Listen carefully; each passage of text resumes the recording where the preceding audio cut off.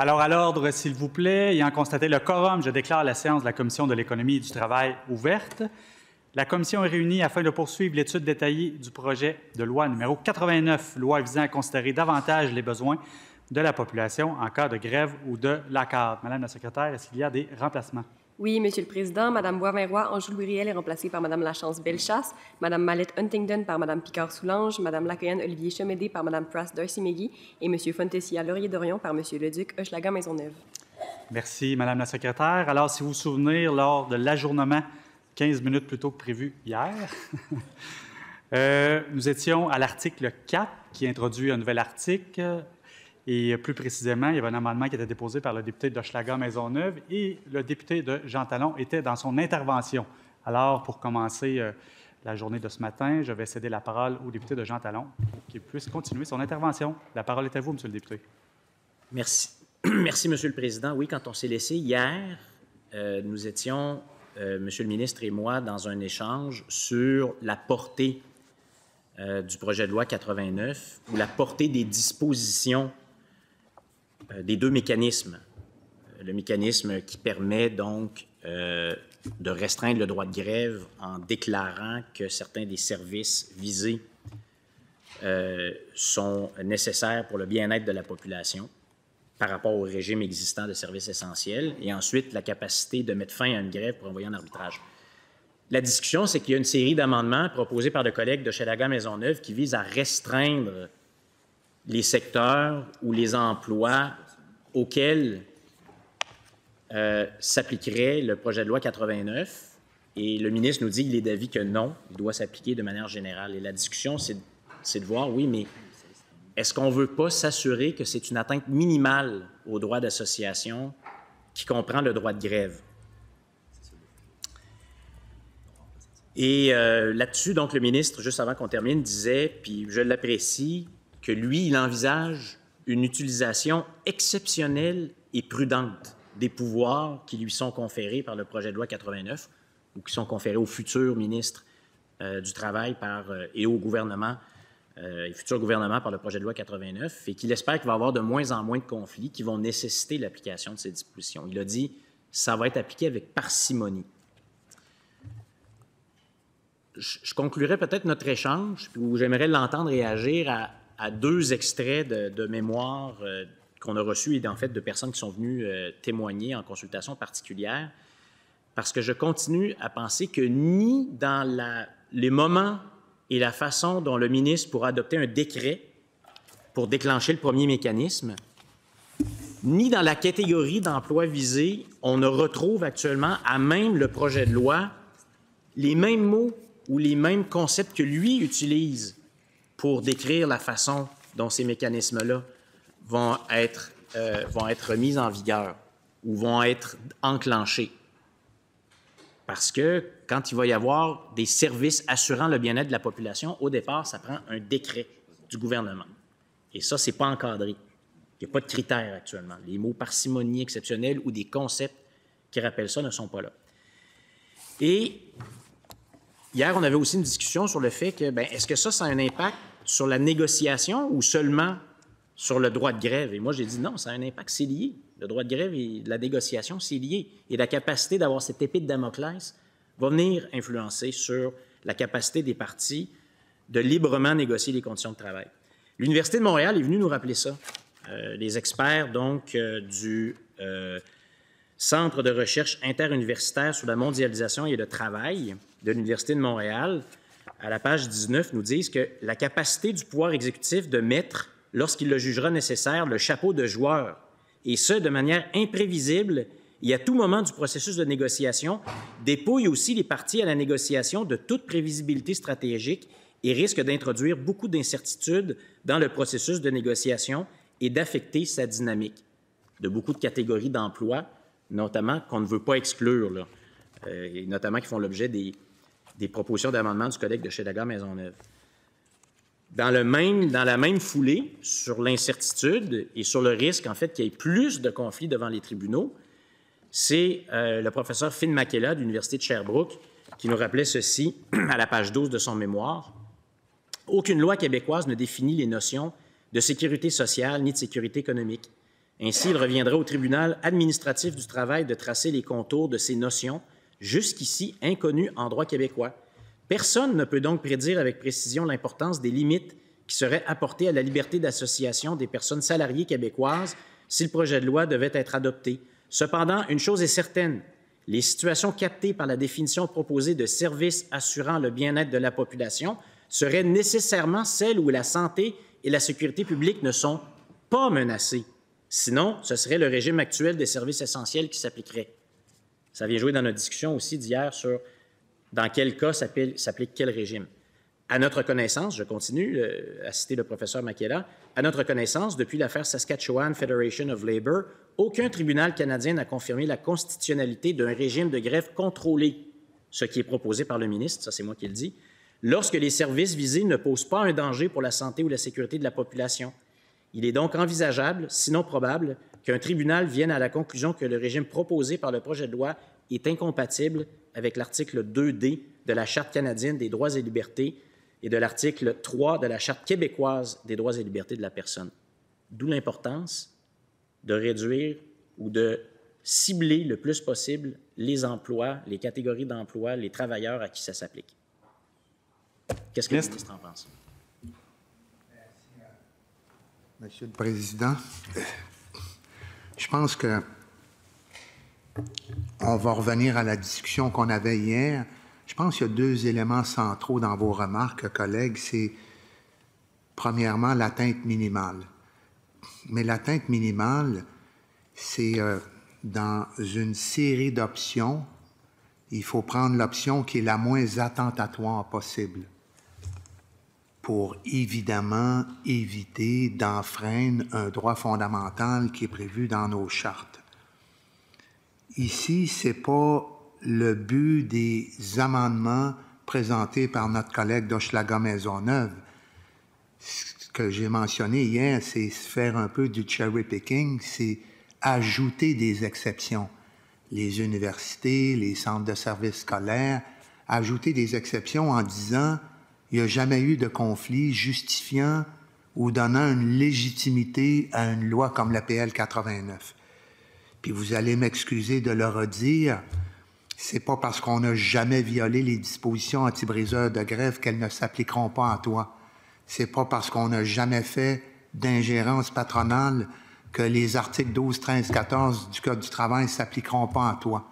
C'est pas parce que tu n'as jamais négocié de mauvaise foi que l'obligation de négocier de bonne foi et avec diligence prévue dans le Code du travail ne s'appliquera pas à toi.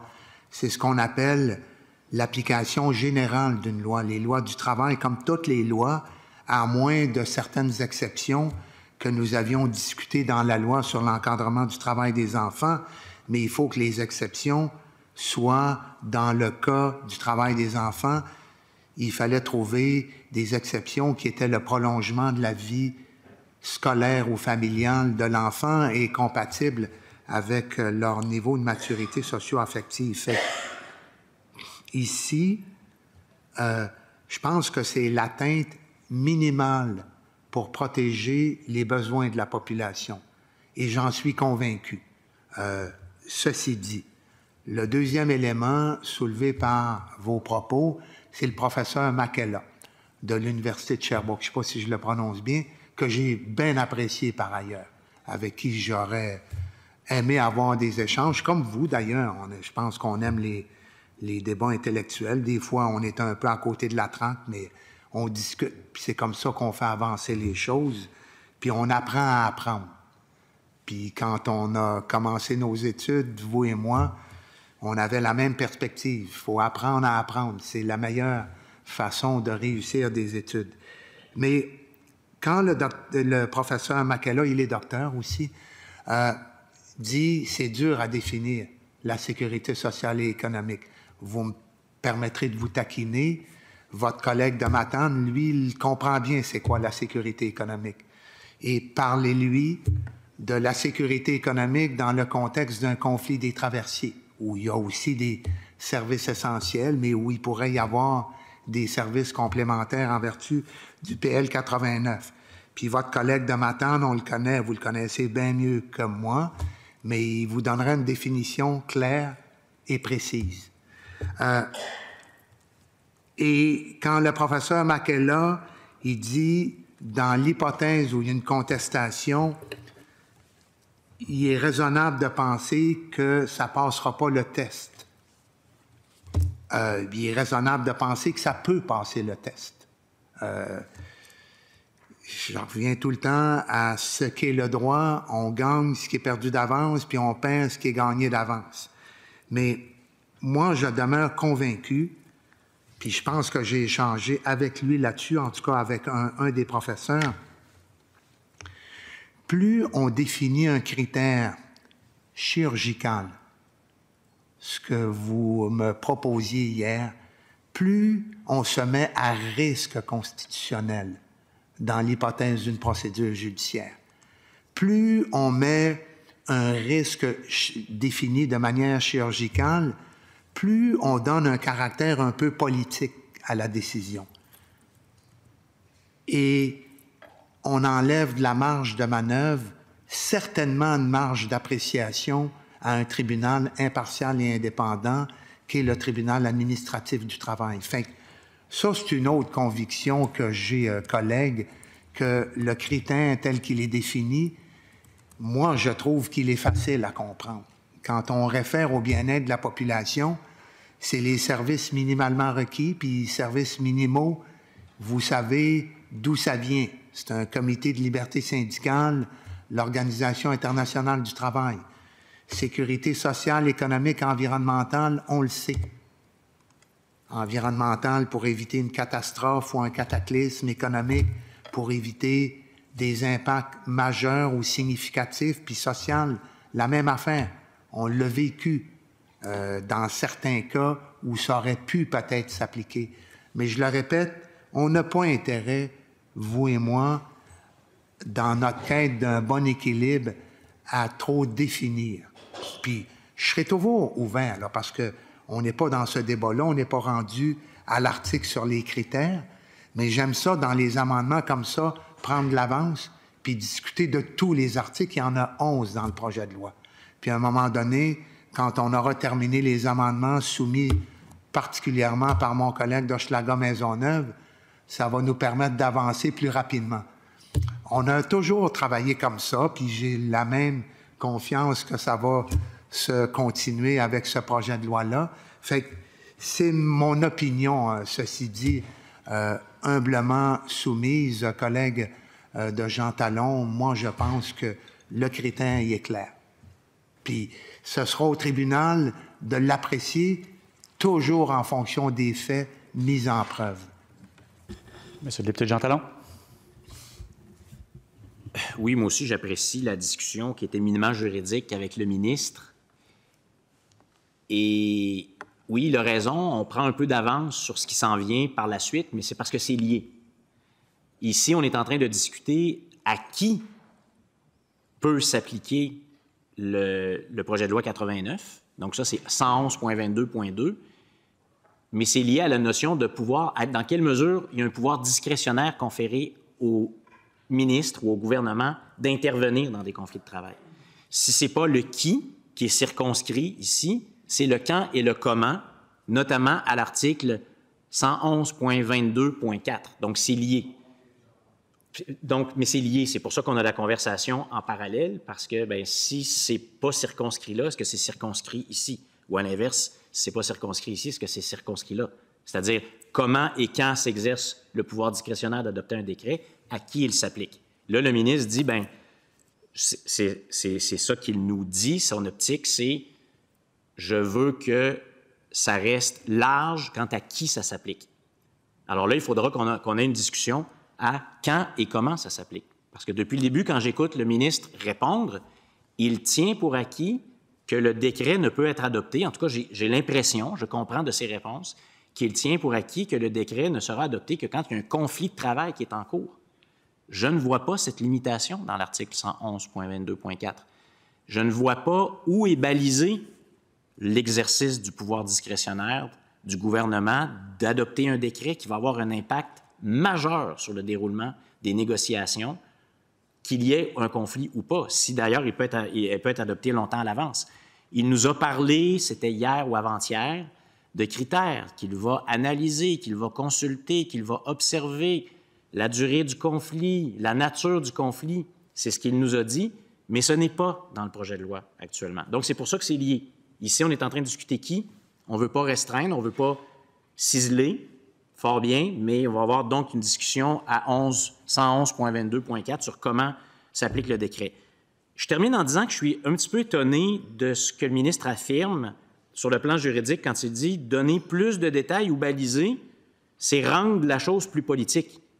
C'est l'inverse. En droit administratif, en droit législatif, quand il y a un pouvoir discrétionnaire, plus il est balisé, moins il y a de la chance de politiser. Moins il est balisé, plus il y a de la chance d'être politisé. Actuellement, comment et quand s'adopte le décret qui démarre tout le processus menant à une potentielle déclaration de service assurant le bien-être de la population? On ne sait pas quand, on ne sait pas comment ça s'exerce. Donc, si on ne balise pas ici, on balisera plus tard, puis on aura une partie de la discussion d'entamer sur cette question-là. Monsieur le ministre. Intéressant, c'est que vous essayez de transformer le décret en pouvoir discrétionnaire. C'est faux. Puis on ne dira pas dans une loi ou dans un projet de loi comment est adopté un décret, quand il est adopté un décret. Le décret est un geste gouvernemental, pas ministériel d'abord, puis le décret est un élément déclencheur d'un processus. Il n'y a rien de politique là-dedans, c'est une des parties qui demande au TAT est-ce que les critères de sécurité prévus dans la loi sont rencontrés. Après ça, les parties, si les critères sont rencontrés, définissent les paramètres des services à maintenir. C'est totalement apolitique. Je vous réfère encore une fois à 107 du Code canadien. Le ministre peut prendre les mesures qu'il estime de nature à favoriser la bonne entente. Ça, c'est une discrétion. C'est pas ce qui est prévu dans l'EPL 89. Le gouvernement observe, analyse, consulte, détermine le moment opportun pour adopter un décret. Quand il y a un décret, il y a un mémoire qui est rendu public. Tout est connu, tout est su. Et après, c'est les parties qui pourront déterminer quand. On ne dira pas, dans le décret, on va identifier un employeur, une association détentrice d'une unité d'accréditation syndicale. Elles détermineront.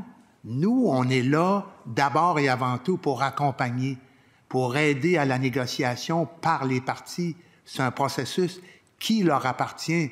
On peut même les faire accompagner par des experts en conciliation, médiation. Donc, c'est parce que j'ai souvent l'impression que vous essayez de transformer ce qui est dans le PL 89 en pouvoir discrétionnaire du ministre. Ce n'est pas le cas.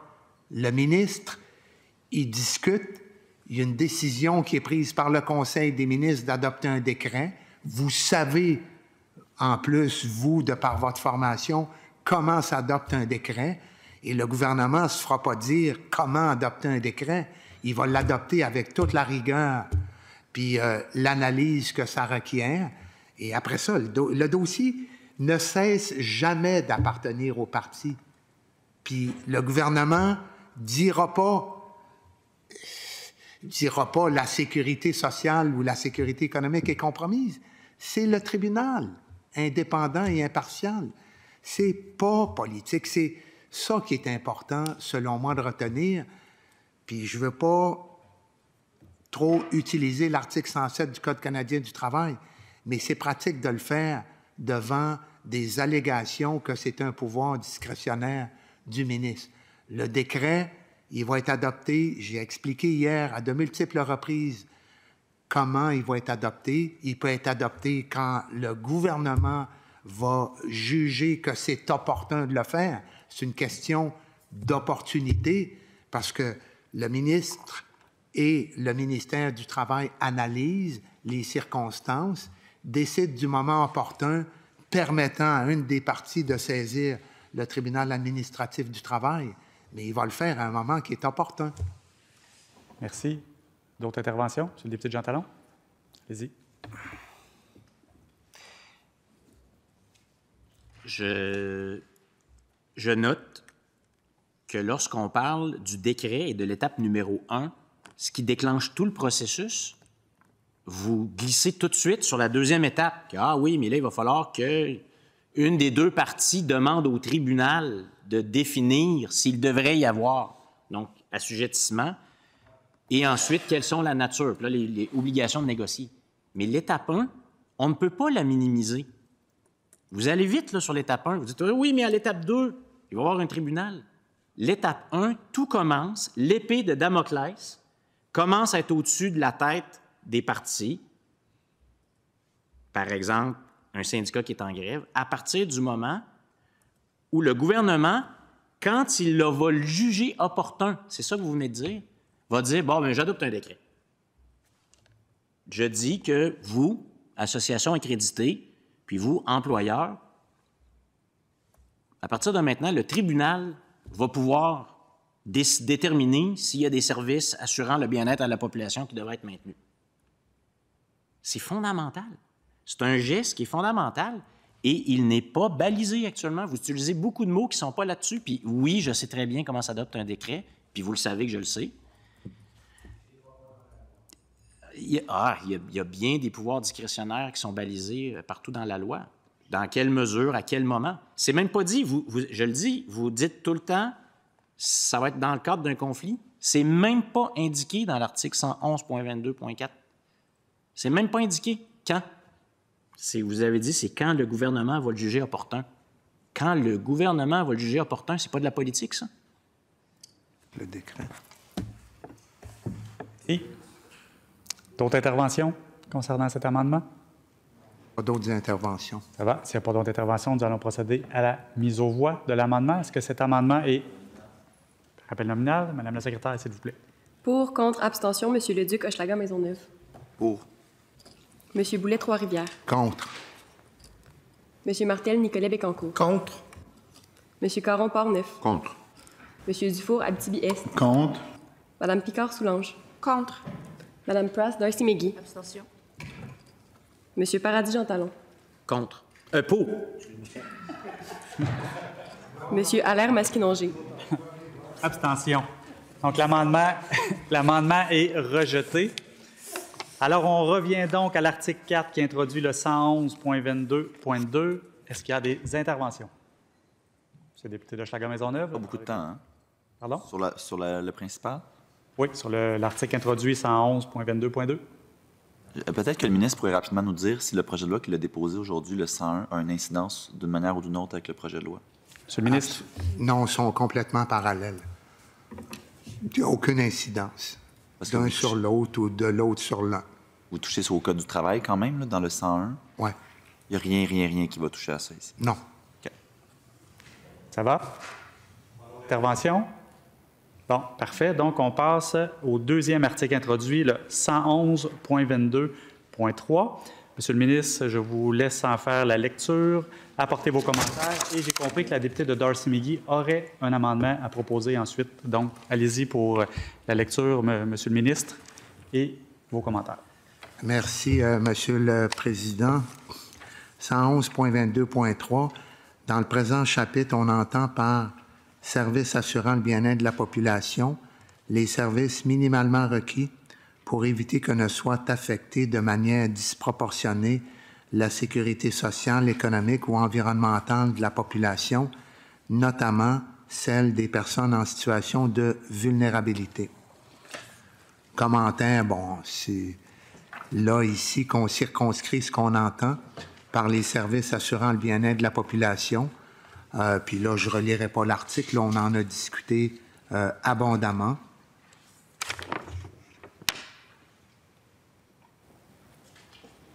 Ça va? Oui, tout à fait. Parfait. Madame la députée Darcy McGee, est-ce que vous souhaitez le déposer tout de suite? S'il vous plaît. Bon, parfait. Donc, on va l'afficher. Vous pouvez peut-être commencer à en faire la lecture et donner vos explications et votre commentaire. Donc, insérer après le premier alinéa de l'article 111.22.3 du Code du travail, proposé par l'article 4 du projet de loi, le suivant: la notion de service assurant le bien-être de la population est définie par règlement du ministre. L'article modifié se lirait comme suit: 111.22.3 dans le Présent chapitre, on entend par service assurant le bien-être de la population les services minimalement requis pour éviter que ne soit affectée de manière disproportionnée la sécurité sociale, économique ou environnementale de la population, notamment celle des personnes en situation de vulnérabilité. La notion de service assurant le bien-être de la population est définie par règlement du ministre du Travail. Donc, comme ça a été mentionné, il y a plusieurs notions dans ce projet de loi qui sont un petit peu floues et qui sont ouvertes à interprétation. Et justement, pour que ce ne soit pas le TAT qui encadre la définition de ce qui est le bien-être de la population, qui est un nouveau terme dans ce sens-là. Nous pensons qu'on a besoin d'une interprétation de cette terminologie pour que quand la loi va s'appliquer pour la première fois, par exemple. Alors, il n'y a pas de définition qui est proposée dans le projet de loi et on pense que définir par règlement de la part du ministre, ça serait un point de départ parce qu'il ne faut pas donner trop de latitude au TAT. On ne sait pas comment ils vont interpréter l'intention justement du ministre. Alors, pour ne pas nuire de façon permanente, on donne l'exemple si la TAT va trop large, plus loin que le gouvernement l'aurait souhaité. Donc, et par exemple, est-ce que la TAT va se pencher avec des experts pour élaborer une définition de ce qui est le bien-être de la population?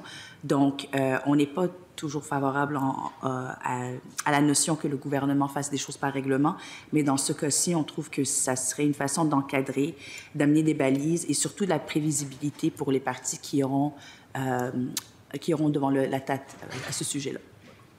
Merci, Madame la députée. Monsieur le ministre, vous souhaitez intervenir? Allez-y. Bien, merci pour la présentation de l'amendement. Je vous dirais que ma réaction primaire, c'est sûr qu'un règlement, il y aurait des risques de changement et il y aurait des risques de politisation du processus qui sont plus importants. Alors que le critère qui est dans la loi est bien défini, ce que je réponds souvent aux autres collègues, c'est qu'il est quand même assez large pour envoyer la balle au tribunal administratif du travail pour bien l'appliquer, pour que le critère, si le TAT décide de l'appliquer, soit concordant avec les faits, les circonstances puis le contexte du dossier qui lui est présenté. Fait que c'est un peu un inconfort, là. Je comprends le but de l'amendement, mais je ne serais pas confortable de dire c'est un règlement, la notion est définie par règlement du ministre du Travail. Il y aurait le risque aussi de vouloir adapter le règlement à une situation conflictuelle particulière. C'est pour ça qu'on a fait beaucoup de travail pour que le critère soit le plus englobant possible et pour laisser le tribunal l'interpréter. Et peut-être le dernier élément, collègue, c'est quand on a un critère dans une loi, ça confère une certaine stabilité au concept, puis une certaine stabilité. Je disais hier, il n'y aura pas de stabilité jurisprudentielle. Je souhaite qu'on l'utilise jamais, le PL 89. C'est assez clair. Le moins souvent possible. Il faut régler les conflits qui font mal à la population. Il faut éviter ces conflits-là. Donc, on va travailler tout le monde ensemble pour que les parties puissent éviter de blesser des personnes qui sont dans un état d'impuissance suite à un conflit. Fait que moi, la stabilité, là, puis la possibilité de changement me rend inconfortable. Merci. Vous souhaitez ajouter? Allez-y, Madame la députée. Vous venez de dire que dans le projet de loi, les critères sont bien définis, mais assez larges pour l'interprétation de la TAT. C'est un petit peu une contradiction, par contre, parce que, justement, s'il y avait des critères qui étaient bien définis, il n'y aurait pas des craintes que l'interprétation se fasse de façon aléatoire de la TAT. Justement, lors des consultations qu'on a eues, entre autres, il y a l'Ordre des conseillers en ressources humaines agréées qui a laissé entendre qu'en laissant entièrement l'entière responsabilité à la jurisprudence d'interpréter ces notions. La décision des tribunaux pourrait ne pas correspondre à la volonté initiale du ministre. Elle pourrait être définie plus largement, surtout au fil du temps, alors que les décisions s'accumuleront. D'un autre côté, les tribunaux pourraient en faire une interprétation si restreinte, voire nulle, ce qui pourrait en quelque sorte invalider la loi en tant que telle. Donc, je comprends qu'on ne veut pas donner une définition qui est trop restreinte, justement, pour permettre au TAT de bien faire son travail, mais en même temps, on se comprend, la notion de bien-être de la population peut être interprétée de différentes façons, dépendamment de notre point de vue. Allez-y. Collègue, c'est le bien-être de la population, c'est-à-dire, puis c'est là qu'on le définit, les services minimalement requis pour pas que la sécurité sociale économique affecte de manière disproportionnée la population. Puis je suis assez d'accord avec le commentaire que vous venez de citer. Il faut que le concept soit suffisamment large pour permettre une marge de manœuvre au TAT. Plus c'est restrictif, plus ça enferme le TAT dans une boîte et plus ça met à risque constitutionnel, si jamais il y a des procédures, l'application du projet de loi. Et je suis d'accord avec vous. Puis, plutôt que de le définir par règlement du ministre, moi, je serais toujours ouvert à ce qu'on me propose des critères plus élargis. Je suis d'accord, je partage votre philosophie. Mais c'est tout à fait contraire à la philosophie chirurgicale du collègue de Jean Talon. Plus on est chirurgical, plus on expose la loi à un risque d'invalidation constitutionnelle. Fait qu'il n'y a pas de contradiction. Je pense qu'on s'entend. Je comprends pourquoi vous voulez donner un pouvoir réglementaire au ministre. Normalement, le ministre peut être confortable avec ça, satisfait de ça. Moi, je ne le suis pas parce que je comprends que c'est un droit constitutionnellement reconnu, la grève, puis je ne veux pas m'immiscer dans un processus. Je veux qu'il soit le plus apolitique. Le critère, si vous pouvez m'en proposer un qui est encore plus général, moi, je suis prêt à le discuter. Mais je trouve que celui qu'on a, il est très, très englobant. Vous pouvez poursuivre? Allez-y, Madame la députée. Oui, mais écoute, les autres termes que vous avez mentionnés qui sont dans l'article pour définir c'est quoi le bien-être de la population sont aussi ouverts à interprétation.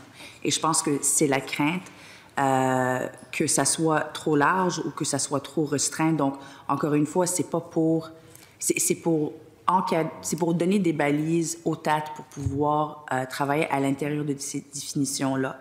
Et je vous lis justement un autre commentaire qu'on a reçu de la CSN qui dit que le premier enjeu est donc qu'il est difficile de savoir comment ces concepts seront définis et interprétés par les tribunaux. Les critères sont tellement vastes qu'ils auraient le potentiel de tout viser. Ces notions dépassent largement ce qui est nécessaire pour protéger la santé et la sécurité publique. Donc, encore une fois, ça peut aller très large et ce que le gouvernement reconnaît comme le bien-être de la population peut être amplifié par la définition ou l'interprétation plutôt du TAT et faire en sorte que des cas de grève, des cas de lockout que autrement auraient été considérés comme ne pas affectant le bien-être de la population peuvent l'être par le TAT dans certains cas. Encore une fois, comment est-ce que le TAT va faire pour définir lui-même cette notion? Est-ce qu'ils vont appeler des experts, dépendamment du contexte de la grève, est-ce qu'ils vont appeler des experts pour comprendre, est-ce qu'il y a vraiment une atteinte au bien-être de la population? Comment est-ce que vous envisagez qu'eux, ils vont se pencher justement sur cette question-là et avec quels outils, disons, pour bien répondre à la situation qui sera devant eux? Monsieur le ministre. C'est pas le gouvernement qui détermine si le bien-être de la population est affecté, c'est le TAT qui le déterminera. Mais moi, je pense que les termes sont clairs. Ceci dit, le terme le plus clair sur la planète est susceptible d'interprétation et de problématiques d'application. Il y a des griefs sur à peu près tous les articles contenus dans une convention collective de travail. Même la loi la plus parfaite fait l'objet de débats. Puis il y a des avocats, puis des conseillers, puis des experts qui les font, ces débats-là. Si on me dit, c'est quoi un accident de travail? C'est un événement imprévu ou soudain survenus par le fait ou à l'occasion du travail.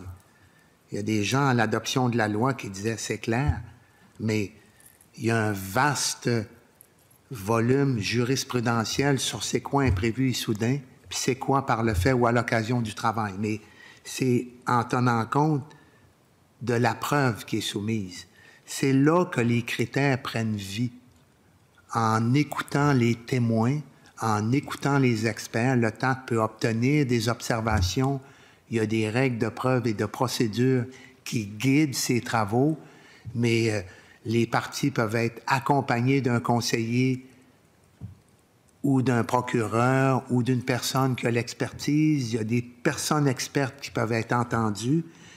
Et moi, je vais... puis le dictionnaire, à la limite, est aussi un outil d'interprétation, mais les définitions, je les ai déjà... Je vais les redire parce que je les avais dans mes commentaires additionnels.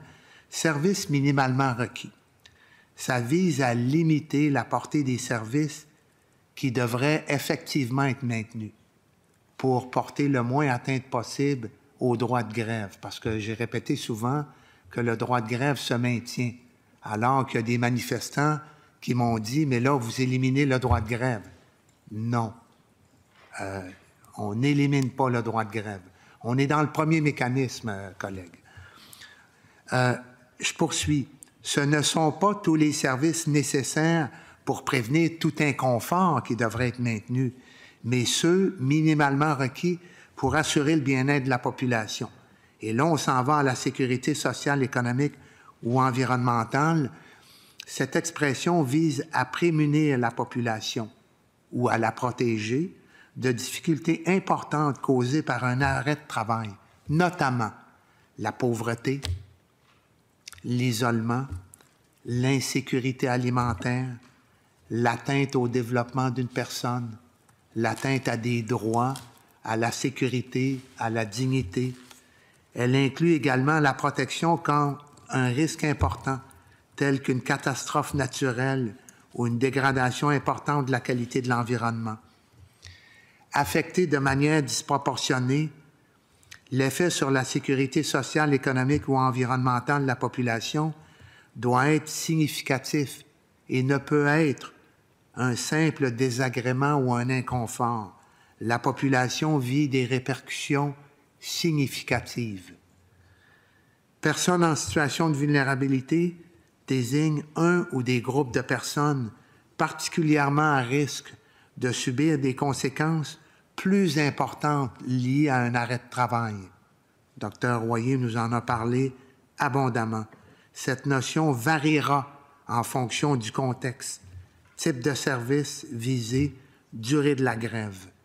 Pour le premier mécanisme, c'est des concepts.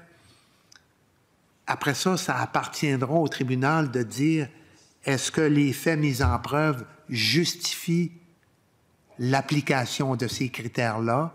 Et si oui, les parties sont assujetties à maintenir des services minimums. Puis il ne fera même pas lui-même les définir. C'est les parties qui vont les définir par entente. Puis si elles ne s'entendent pas, le tribunal... Et puis le tribunal, avant, il peut même les faire accompagner par une personne pour les aider à les définir. Parce que on va dire, c'est quoi ces services-là? Une personne qui va les accompagner, va les aider à définir. Puis le temps, ben, il peut s'exprimer sur la suffisance ou non, mais normalement, il va respecter l'entente que les parties font entre elles. Ça va? Mme Darcy-McGee? Oui, mais c'est parce que ce qui nuit au bien-être de l'un pourrait ne pas nuire à un autre. Et encore une fois, je comprends qu'avec le temps, les choses évoluent. Il y a des situations qui ne pourraient pas être, auxquelles on ne prend pas en considération aujourd'hui, mais qui pourraient se manifester dans le futur. Mais encore une fois, je pense que la crainte, c'est que c'est un terme nouveau, un terme qui est flou, vous dites oui, il est vaste justement pour leur donner l'habilité de pouvoir l'appliquer et l'interpréter de la façon dont ils trouvent nécessaire. Mais en même temps, écoutez, le bien-être de la population, même disproportionné de la sécurité sociale, économique ou environnementale, encore une fois, peut, dépendamment de la personne qui siège, peut être interprété de façon au-delà de ce que le gouvernement avait l'intention avec ce projet de loi. Donc, c'est vraiment question aussi d'amener de la prévisibilité pour les partis qui vont être devant la tête si le projet de loi 89 est invoqué dans une situation de grève ou de lockout, pour justement leur permettre de comprendre quels sont les critères qu'ils doivent démontrer justement pour prouver que cette situation-là fait en sorte de nuire au bien-être de la population. Donc, c'est également pour que le tribunal et les parties qui vont être devant le tribunal puissent comprendre les critères et les définitions qui vont être devant eux pour bien porter leur dossier. Monsieur le ministre. Excellent point, hein, collègue. Je me suis exprimé sur un règlement du ministre. Si on peut mieux définir le critère, moi, je suis ouvert à des suggestions, collègue de Darcy McGee. Je comprends très bien votre point. Moi, je peux trouver que c'est clair, mais encore une fois, ça s'éclaircit par la preuve qui est présentée au tribunal. Puis on ne cherche pas à ce qu'il se développe un intérêt croissant pour l'application d'un PL comme celui-là. On essaie de développer un intérêt qui va décroître, en fait, qui va sensibiliser les partis à l'importance de ne pas affecter de manière disproportionnée la population. Mais si il y a un autre ou si un mot, moi, je suis ouvert.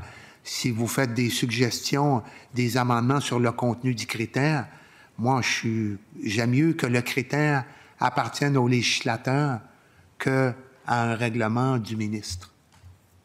Je suis d'accord avec vous que, de façon générale, les règlements faits par le gouvernement sont jamais très réceptifs. On n'est pas toujours réceptifs, mais en même temps, comme j'ai dit, c'est pour aider les partis qui auront potentiellement à être devant la tête de comprendre. Puis s'il y avait une meilleure définition aussi, ça pourrait faire en sorte justement d'éviter des fois un lockout ou une grève. Parce que si on sait que l'action qu'on va prendre justement va nuire au bien-être de la population et qu'on risque de se trouver devant la tête, bien peut-être que ça fera en sorte que les discussions, les négociations se poursuivront avant d'arriver à cette étape-là également. Monsieur le ministre. Point de vue. Évidemment, le bien-être de la population est un concept révélateur. Maintenant, comment bien le définir pour que la population le saisisse bien, son sens? Je suis d'accord avec ça. Moi, je toujours dit que tous les projets de loi sont perfectibles, puis si vous faites des suggestions, on va les discuter. Madame la Darcy McGee, ça va? Merci. D'autres interventions sur cet amendement? Oui, monsieur le député d'Hochelaga-Maisonneuve. Étrangement, je vais être assez d'accord avec le ministre là-dessus. Je serais inquiet, pour être honnête, chers collègues de l'opposition officielle, de donner l'entièreté du pouvoir au ministre de commencer à définir les concepts. Déjà qu'on est très inquiet de lui donner toute cette capacité-là de décréter, désigner était le bon terme qu'on a discuté l'autre jour, de désigner tout seul de son bord quel groupe ou pas fait partie d'un potentiel assujettissement, si en plus il faut qu'on lui donne la capacité d'écrire et potentiellement de modifier à son bon vouloir, puis en fonction de l'évolution de la jurisprudence, la définition de ces critères qui sont déjà extrêmement flous, on va être très mal parti. D'ailleurs, sur la question des règlements, d'une manière générale, le bilan est à critiquer, hein, parce que le règlement sur la santé-sécurité, sur la prévention de la santé-sécurité qui traîne sur le bureau du ministre, il traîne depuis des années maintenant. Là. Le PL 59 qu'on a discuté sur la santé-sécurité prévoyait qu'il y ait une discussion patronale syndicale au CNSST. Cette discussion-là a eu lieu, a déposé un règlement. Non seulement il n'est pas adopté depuis ce temps-là, mais là, ce que j'ai compris du projet de loi 101 qui a été déposé tantôt, puis je ne m'écarterai pas trop longtemps là-dessus, Monsieur le Président, c'est que Monsieur le ministre décide de refuser le consensus patronal qui était prévu dans le règlement, puis décide de faire autre chose à travers sa loi. On en débattra en temps et lieu, j'imagine. Fait que moi, de dire que c'est le ministre, en plus, qui va décréter lui-même le contenu de l'interprétation de ses propres concepts qui sont déjà bien trop flous, je pense qu'on s'enligne dans une très mauvaise piste si on fait ça, M. le Président. Monsieur le ministre. Permettez, puis c'est évidemment pas pertinent, là, mais on se connaît, puis on a des échanges. C'est inexact. Il a été adopté par le CA de la CNSST, puis il va être adopté par le gouvernement, puis c'est confirmé dans l'EPL, puis il va y avoir des mécanismes s'appuyant sur le régime intérimaire amélioré pour les secteurs de la santé et de l'éducation avec de la formation, de l'identification de risques psychosociaux et autres. Il y a des avancées considérables. Souvenez-vous, quand on a commencé le projet de loi 59, il y avait 25 des travailleurs, travailleuses au Québec qui étaient couverts par des programmes de prévention puis des comités paritaires de santé et sécurité. On est à 100 légalement. Maintenant, ça va être de s'assurer que ça imprègne chacun des milieux de travail. Puis dans des secteurs, en raison des multi-établissements, c'est un peu plus long, mais il y en a qui sont hyper avancés, là. Mais il n'y a rien qui est laissé de côté, là. La prévention, c'était un des morceaux importants de cette modernisation-là. Puis la prévention, ça se fait avec les travailleurs, travailleuses, puis les employeurs.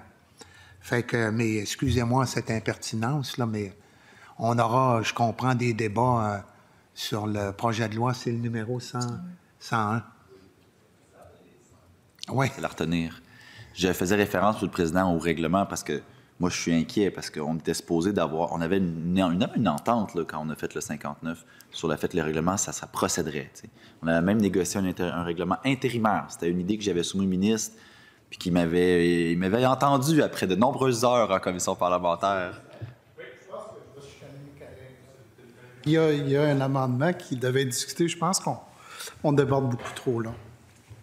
Vous, sur ce point, Monsieur le député, je vous ramène à l'amendement qui est en cours actuellement et le sujet.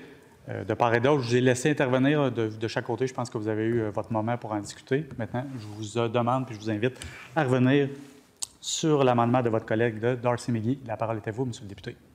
Merci. J'éviterai d'aller sur le fond. Je vais rester sur la forme. C'est-à-dire que j'utilise cet exemple-là pour justifier le fait que je ne pense pas que c'est une bonne idée de donner encore plus de pouvoir au ministre par la voie réglementaire, parce qu'il nous a pas démontré, au regard, et en fois, je ne rentrerai pas dans le contenu, on aura en masse de temps pour en discuter d'ici la fin de la session, j'imagine, mais il ne nous a pas démontré une bonne gestion du dossier du règlement sur la prévention en santé et sécurité.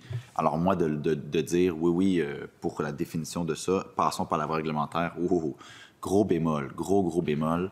La démonstration n'est pas faite que c'est pris au sérieux de l'autre côté de la Chambre. Ça va? D'autres interventions? S'il n'y a pas d'autres interventions, nous allons procéder à la mise aux voix de l'amendement déposé par la députée Darcy McGee. Donc, par vote nominal, s'il vous plaît. Madame la secrétaire. Pour, contre, abstention, Mme Prass, Darcy McGee. Pour. M. Boulet, Trois-Rivières. Contre. M. Martel, Nicolet, Bécancour. Contre. M. Dufour, Abitibi. Contre. Mme Picard-Soulanges. Contre. M. Leduc, Hochelaga, Maisonneuve. Contre. M. Paradis-Jean-Talon. Oh, pardon. M. Allaire, Masquinongé. Abstention. Donc, l'amendement déposé par la députée de Darcy McGee est rejeté. Alors, on revient donc à l'article introduit au 111.22.3. Est-ce qu'il y a des interventions? Monsieur le député de Hochelaga, Maisonneuve, la parole est à vous. J'ai envoyé sur Graphi quelques amendements. Il y en a 4. J'aimerais commencer par celui qui fait référence à disproportionné. Parfait. On va Numéro 5, comme on l'afficher. Ce ne sera pas très long.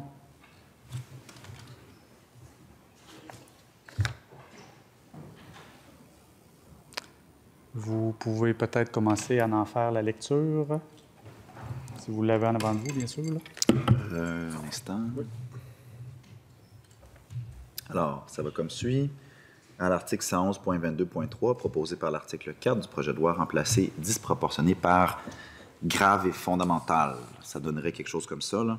Dans le présent chapitre, on entend par service assurant le bien-être de la population les services minimalement requis pour éviter que ne soit affectée de manière grave et fondamentale la sécurité sociale, économique et environnementale de la population, notamment celle des personnes en situation de vulnérabilité. C'est affiché. Tout le monde peut le voir. Merveilleux. Il y a plusieurs problèmes dans l'article 111.22.3. On aura l'occasion aujourd'hui, et peut-être dans 3 semaines, 4 semaines, d'en décortiquer chacun d'eux. parce que c'est important de le faire au regard de son application future, même si le ministre dit qu'il souhaite que ça ne soit jamais appliqué. C'était quoi le paradoxe de Tchekhov? Il faut s'en méfier. Comme je répète ce que c'est le paradoxe de Tchekhov, c'est l'auteur Anton Tchekhov, l'auteur russe, le dramaturge russe. Il dit, si vous, dans votre pièce de théâtre, vous ouvrez et vous faites référence à un fusil installé sur un mur, vous devez, dans la pièce, utiliser ce fusil sur un mur, sinon il n'y avait pas rapport d'y référer. Alors, c'est un peu pour dire, si vous avez inventé ce pouvoir-là, on va assumer que vous allez vous en servir. Sinon, pourquoi diable êtes-vous en train de le créer? Alors, plongeons sur disproportionné. C'est un terme dans la soupe de termes que nous soumet le ministre, qui est remis en cause par les experts. Je commence par la mémoire des professeurs de l'École de relations industrielles. Je répète, donc Mélanie Laroche, Patrice Jalette et Grégor Murray, de l'École de relations industrielles de l'Université de Montréal, et qui font partie donc du fameux Centre de recherche interuniversitaire sur la modulation et le travail, à la page 16 de leur mémoire. De plus, l'introduction par le projet de loi d'un critère de proportionnalité est confuse et probablement inapplicable. Si la disproportion vise à comparer et à sous-peser les libertés individuelles d'association et celles du droit à la sécurité dans le cadre d'un conflit, même de nature privée, les tribunaux ont déjà, avec les chartes, tous les outils nécessaires pour y parvenir. Si cette disproportion vise plutôt à sous-peser les enjeux et les impacts d'un conflit, comment alors mesurer les désagréments à la sécurité environnementale, sociale ou économique vécue par la population en le mettant en rapport avec les objectifs poursuivis par cet arrêt de travail? Il s'agit d'un problème de mesure, bien réel, car il faudrait aussi considérer les bénéfices produits pour l'ensemble de la population par l'amélioration des conditions de travail des groupes en conflit et, potentiellement, des services qu'ils assurent. Par exemple, il n'est pas rare que dans les secteurs offrant des services publics, les points litigieux menant au conflit sont animés par un désir des travailleurs d'améliorer les services à la population ou d'en éviter la dégradation. Dans le même esprit, un conflit dans le secteur privé peut viser à empêcher un employeur à délocaliser une partie de ses activités qui seraient susceptibles d'affecter la place des opérations locales dans la chaîne de valeur mondiale, ce qui n'irait pas sans conséquence pour la communauté locale. De telles considérations seront-elles prises en considération dans l'évaluation de la proportionnalité? Est-ce que le ministre peut nous expliquer comment ça va marcher, la proportionnalité? Monsieur le ministre. On va demander une suspension. Là, on va faire une analyse de ces concepts-là, mais oui, je l'ai expliqué tout à l'heure, ce qu'était le disproportionné. C'est l'effet sur la sécurité sociale, économique ou environnementale doit être significatif, pas un simple désagrément ou un inconfort, vit des répercussions significatives. Puis le mot disproportionné est défini d'ailleurs dans le dictionnaire. Un instant, je l'ai déjà regardé aussi.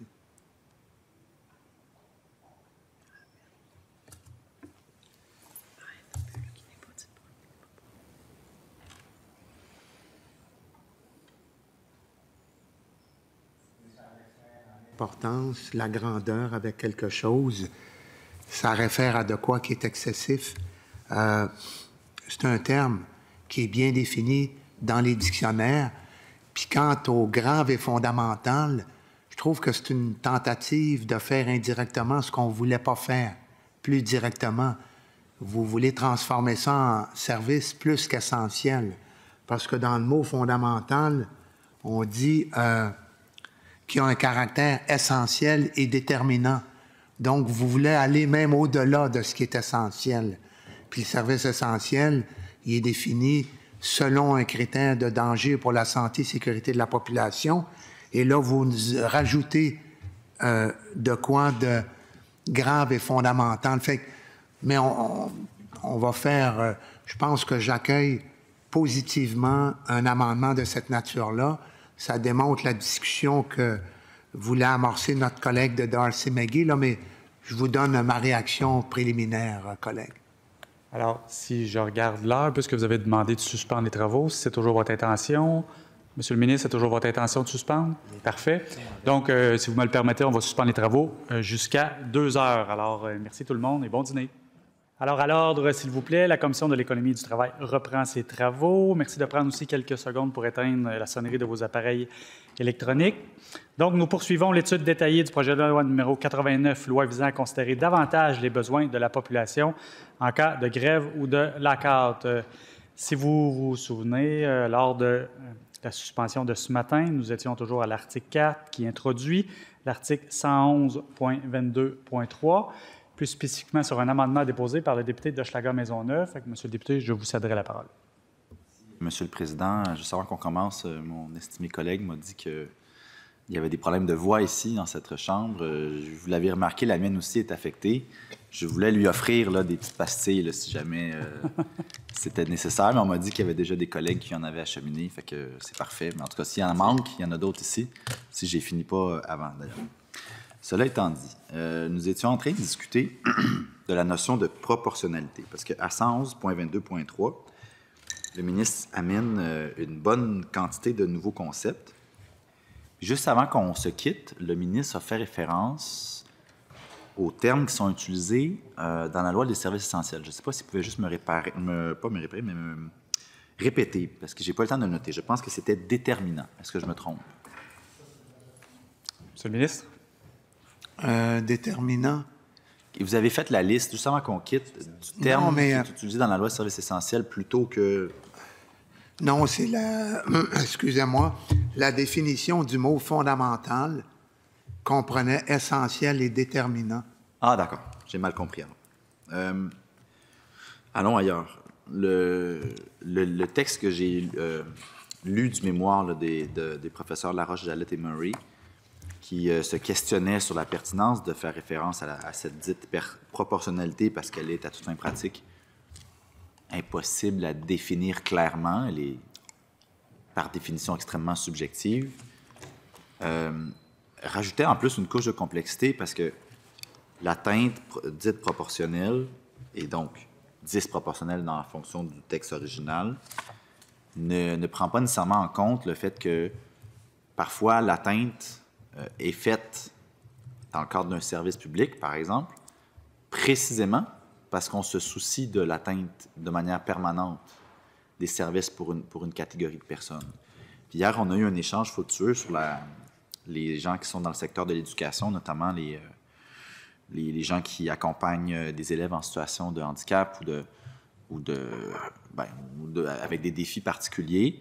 Puis on n'a pas eu le temps de terminer cet échange-là parce que le temps imparti à mon amendement était terminé, mais je voulais juste vous souligner que dans ma circonscription, il y a l'école Irénée-Lucier, qui a d'ailleurs été rénovée pendant le précédent mandat. Le ministre de l'Éducation était venu faire un tour dans Hochelaga, on était bien content.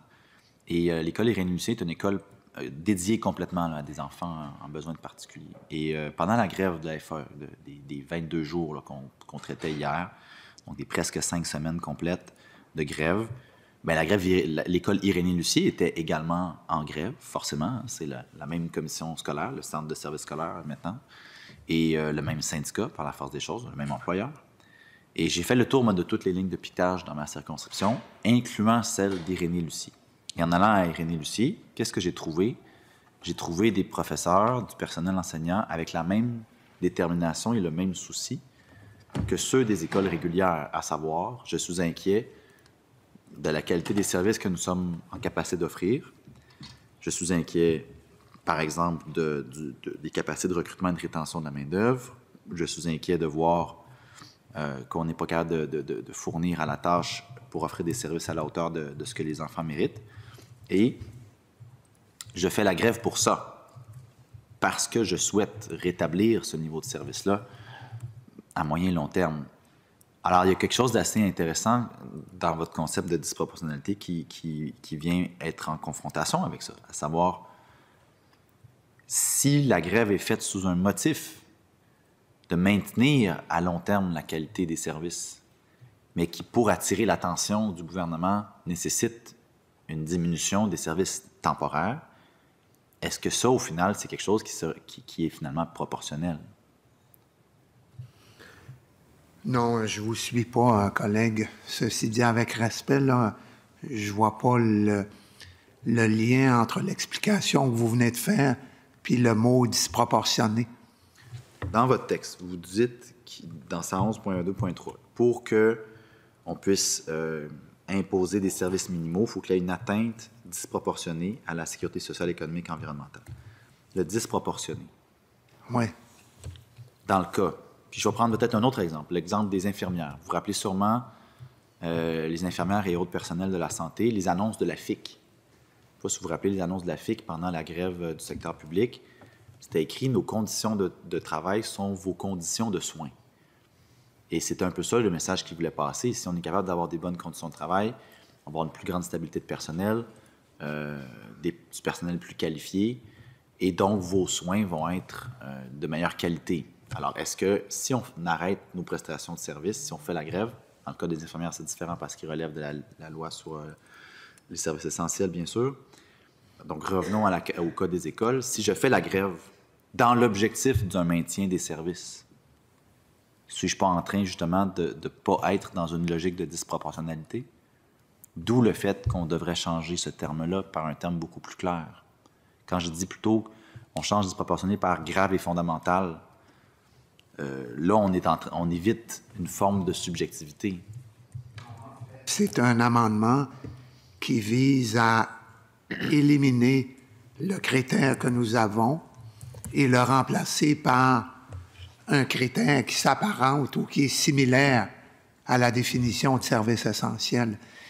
Mais ce qui est intéressant dans ce que vous dites, c'est qu'il n'y a pas que les employeurs qui s'intéressent à maintenir des services pour assurer le bien-être de la population. Il y a les professeurs, il y a les syndiqués, il y a les syndicats aussi. C'est pour ça que dans le projet de loi 89, c'est une des parties. Puis si on se met dans la peau d'un professeur syndiqué, par exemple dans une école spécialisée, on peut se dire, on va faire la grève, mais assurons-nous de maintenir un niveau de service qui va empêcher les enfants, par exemple, à besoins particuliers, de régresser. Ils pourraient avoir ce raisonnement-là. Moi, je le répète, ça, vous nous enfermez, en fait, vous éliminez le régime parallèle qu'on met en place, parallèle à celui des services essentiels, qui demeure intact. Donc, on ne peut pas déshabiller notre régime de services à maintenir pour le bien-être de la population, puis le transformer en régime de services essentiels 2.0. Évidemment, je ne suis pas d'accord avec votre analyse que je veux éliminer dans le sens où, idéalement, je n'en voudrais pas du projet de loi, hein, soyons clairs. Mais là, on essaie de voir qu'est-ce qu'on peut faire pour clarifier les différents concepts que vous mettez en branle. Puis là, vous rajoutez 3 éléments. Vous rajoutez sécurité sociale, économique et environnementale qui ne sont pas des éléments de la loi sur les services essentiels. La loi sur les services essentiels, c'est la sécurité physique des personnes. La santé et la sécurité physique des personnes. Votre nouveauté, c'est la sécurité sociale, économique et environnementale, puis on en parlera plus tard. Là, moi, je vais me concentrer sur la disproportionnalité. Je vous ai lu l'extrait du mémoire qui dit « Eh boy, comment on quantifie ça? » La juste proportion. Quand est-ce que ça devient disproportionné? Puis prenons encore une fois l'exemple de l'école Irénée Lucier qui s'occupe à 100% d'enfants avec des besoins particuliers. À partir de quand la prestation de travail, en pourcentage, mettons, devient disproportionnée en matière d'atteinte? Je ne peux pas répondre à ça parce que c'est une décision apolitique qui va être rendue par le tribunal en tenant compte des faits qui seront présentés en preuve. Puis, tu sais, le concept de grave, là, ça réfère notamment, ça met en danger la vie d'une personne. Ça va loin, là. C'est encore pire que le critère de service essentiel que nous avons actuellement. Fait que c'est sûr que la disproportion, c'est une affaire d'appréciation en fonction de la preuve, des témoins, des experts que le TAD va entendre. Une réponse sommaire, là, mais je ne pourrais pas parler aussi longtemps cet après-midi. Ça va pas bien, parce que là, c'est vous le ministre qui parle de votre projet de loi. Ma collègue de Darcy-McGee va m'aider à un moment donné. Oui, j'insiste. Je ne vais pas faire de la pub indue, mais c'est des bonnes pastilles. Moi, c'est là-dessus que je roule depuis hier, puis ça va très bien. Bien, ça va très bien. Ah, c'est je suis capable de fonctionner. C'est des Halls, hein? C'est pas fameux, ça, les Halls. C'est lesquels que les Fisherman's Friends, ça, c'est bon. Pourquoi sont... Vous allez prendre? Je vais m'en regarder une ou deux parce que là, je vais peut-être pas t'offrir. Ah non, on va partager à deux. On va partager à deux. Alors, on va continuer à poursuivre. Oui, Monsieur le député de Hochelaga-Maisonneuve, allez-y. Avec plaisir. Épicé, c'est miel et citron.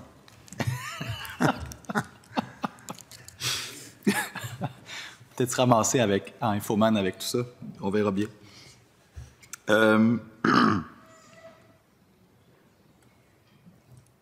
La proportionnalité, elle pose sérieusement problème parce que si je dis nos amis enseignants et autres professionnels de l'école Irénée-Lucier, toujours pour la reprendre notre exemple, eux autres, ils disent on manque de ressources, on n'est pas capable d'y aller avec ce qu'on devrait être capable d'offrir comme service. La négo piétine, le gouvernement ne nous entend pas, qu'est-ce qui nous reste comme moyen? La grève. Bon. Là, si le gouvernement dit, ben j'active mon nouveau mécanisme, je désigne le service d'enseignement, comme c'est prévu avec le beau petit graphique, comme potentiellement assujettissable à cette nouvelle disposition en fonction du TAT, et que là, le TAT est obligé de se positionner. Mais il va faire comment? Je comprends que vous ne voulez pas le faire à sa place. C'est bien correct, puis vous vous mettez une certaine distance. C'est ce qui vous permet d'avoir l'échange avec mon collègue précédemment sur le fait que, selon vous, c'est pas politique. Ça l'est un peu quand même, parce que vous les désignez. Mais après ça, vous dites, je mets une distance. Bien correct, mais comment les gens du TAT vont devoir tracer une ligne sur la disproportion? Je reprends l'exemple des enseignants là, dans l'école Irénée-Lucier.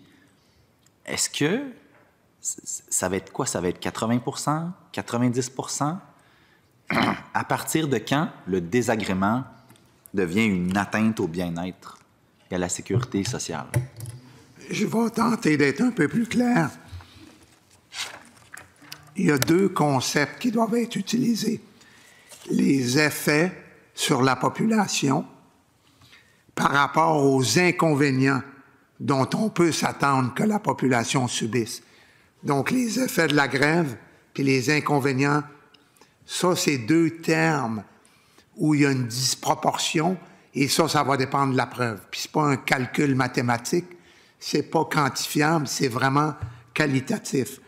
Donc, le TAT devra vérifier si les effets sur la population sont disproportionnés par rapport aux inconvénients dont on peut s'attendre que la population subisse en raison de l'exercice du droit de faire la grève. Ça ne peut pas être plus clair. Cependant, c'est toujours encore une fois un défi d'application. Oui. C'est forcément quantifiable parce que le résultat, lui, sera quantifiable, à savoir qu'est-ce que va imposer le TAT. Si le TAT décide d'imposer 90 de tâches, en disant vous avez le droit de faire la grève en élargissant un peu votre heure de dîner d'une demi-heure, mettons, là. Ça, on vous le permet de le faire parce qu'à partir de ce moment-là, on considère que l'atteinte est limitée. Forcément, c'est quantifiable. Forcément, le TAT va finir par dire je considère potentiellement que oui, il y a atteinte et que pour limiter l'atteinte, je trace la ligne à 90 par exemple, de tâches. Quantifié, mais pas nécessairement.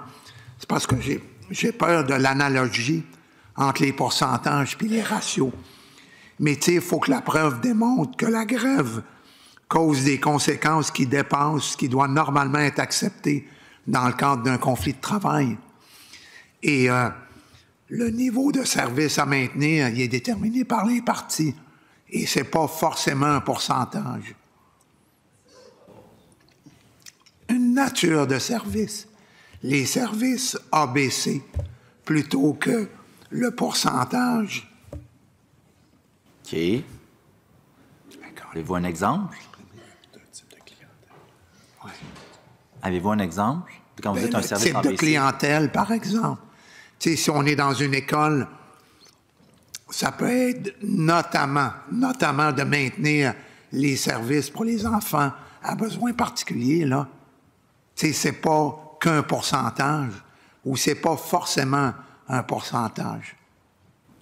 Et là, dans le cas de Irénée-Lucier, qui est une école 100% dédiée à ces élèves-là. Oui.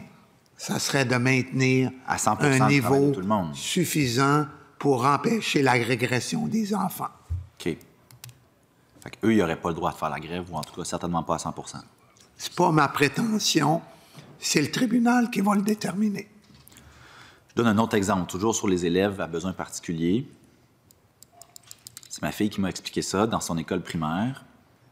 Il y a des élèves à besoins particuliers. Puis ce que je comprends, vous voulez que je parle plus longtemps pour vous donner une chance, c'est pas de problème, je vais faire ça. Ce que je comprends, c'est que souvent au primaire, puis je me souviens que dans mon école primaire, j'ai vécu ça aussi, les élèves à besoins particuliers sont en partie intégrés aux classes dites régulières. Puis elle m'a expliqué qu'elle, dans son école, ils les appellent les explorateurs. Je trouve ça très beau, très poétique. Alors les explorateurs, et exploratrices aussi forcément, viennent faire un passage dans sa classe régulière sur certaines matières à certaines reprises. Donc, ils ne sont pas là de manière permanente, mais ils viennent faire un tour, puis ils sont comme un peu intégrés, dans le fond, dans la classe. Puis il y a certaines matières qu'ils font avec les élèves comme tous les autres. Bien, ça, c'est intéressant. Ça veut-tu dire que dans un modèle comme ça, pour une école primaire, qu'est-ce qui se passe? Est-ce que les élèves à besoins particuliers qui étaient intégrés... j'ai demandé combien de fois par semaine ils venaient dans sa classe. Elle me disait presque tous les jours. Comment ça marche? Est-ce que l'élève a besoin particulier en scolarisation de premier cycle, là, de primaire? Faut-il maintenir l'école ouverte au grand complet pour qu'il puisse continuer à aller faire ses ateliers dans la classe régulière? C'est au parti à le faire, à le déterminer. C'est pas nous qui allons le faire. Excuse Pascal, ma voix est complètement... M'entendez-vous comme ça? Je vais parler moins fort, il n'y a pas de problème. Mais ça appartient aux partis qui auront à le déterminer. C'est pas moi qui va dire, dans telle hypothèse ou dans tel cas de figure, il devrait maintenir tel niveau. OK. Mais encore une fois, M. le ministre, vous leur pitchez tout un problème dans leur... Une belle grosse patate chaude.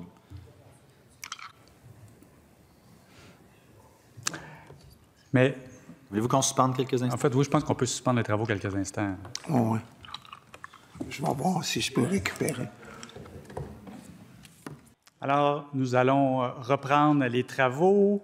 Alors, je pense que vous avez tous entendu la voix de notre ministre qui s'évapore à vue d'œil. Je tiens à remercier l'empathie des collègues qui m'amènent à déposer une motion d'adjournement pour permettre au ministre d'aller reposer sa voix.